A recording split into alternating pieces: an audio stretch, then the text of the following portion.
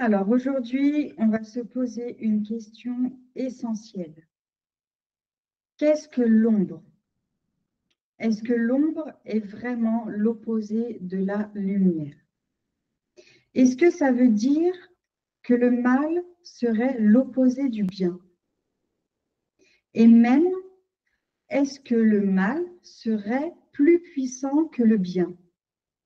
Tu vois, ces questions, on se les pose souvent dans les moments difficiles. Quand on vit une injustice, une épreuve ou une tragédie, ou quand on regarde autour de nous et qu'on voit des gens malveillants réussir, pendant que les personnes sincères galèrent.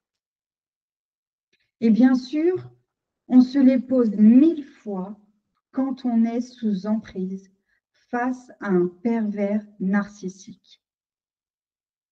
Dans cette vidéo, je vais te partager ma réponse avec une lecture un peu différente, une lecture quantique. Mais d'abord, on va définir ce que j'entends par ombre. L'ombre peut prendre plein de formes. Par exemple, nos parts d'ombre intérieure, des personnes dangereuses comme les PN, ou même des entités qu'on pourrait qualifier de malveillantes. Le but, c'est de comprendre ce qu'elle est et pourquoi elle existe. Alors, c'est quoi l'ombre? L'ombre, ce n'est pas une énergie autonome. C'est l'absence de lumière, rien de plus. Tu connais la série Squid Game? Je ne l'ai pas regardée, mais dans la bande-annonce, une phrase m'a marquée. Tant que ce monde ne changera pas, le jeu continuera. Cette phrase, elle m'a fait tilt, parce qu'elle reflète exactement la réalité d'aujourd'hui. Elle dit quelque chose de fondamental. Le système ne change pas tant que les individus ne changent pas. Et c'est pareil pour l'ombre. L'ombre ne peut pas changer d'elle-même. Elle n'a pas cette capacité. Elle ne fait que jouer son rôle. Seuls les êtres dotés d'un cœur, d'une conscience, peuvent évoluer. Le monde ne changera que si toi et moi, on se transforme à l'intérieur. L'ombre, elle, n'a qu'un objectif, survivre. Elle se loge là où il y a encore besoin d'évolution. Elle ne s'oppose pas à la lumière. Elle en est une conséquence, un effet secondaire, une excroissance née des obstacles à la lumière. Tu veux un exemple très simple. Imagine une lampe dans le noir. Tu places un objet devant. Que se passe-t-il? L'objet bloque la lumière et ça crée une ombre. Mais cette ombre, c'est quoi? Est-ce l'objet lui-même? Non. Est-ce son opposé? Non plus. C'est juste une silhouette projetée, une forme déformée, causée par l'interruption de la lumière. Et cette ombre, elle ne peut pas changer. Tu peux bouger l'objet ou changer la lumière, mais l'ombre, elle, ne fait que suivre. Donc, l'ombre n'a pas de pouvoir propre. Elle est là parce qu'on a mis quelque chose entre nous et la lumière. D'un point de vue quantique, un être qui s'élève en conscience ne crée plus d'ombre symbolique parce qu'il ne génère plus d'obstacles intérieurs. il laisse circuler la lumière. Et ça, c'est la clé.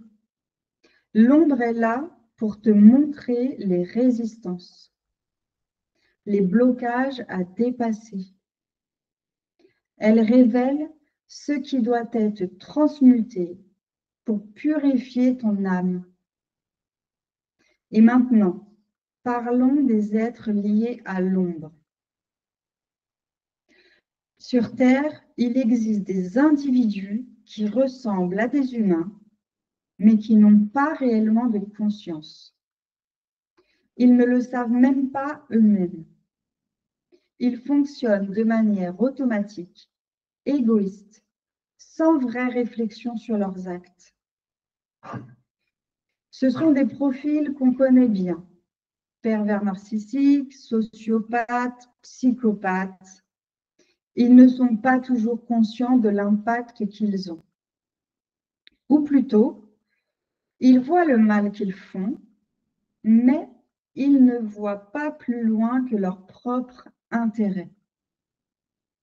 C'est comme si leur esprit était déconnecté. Et puis, il y a ceux qui, au contraire, savent très bien ce qu'ils font.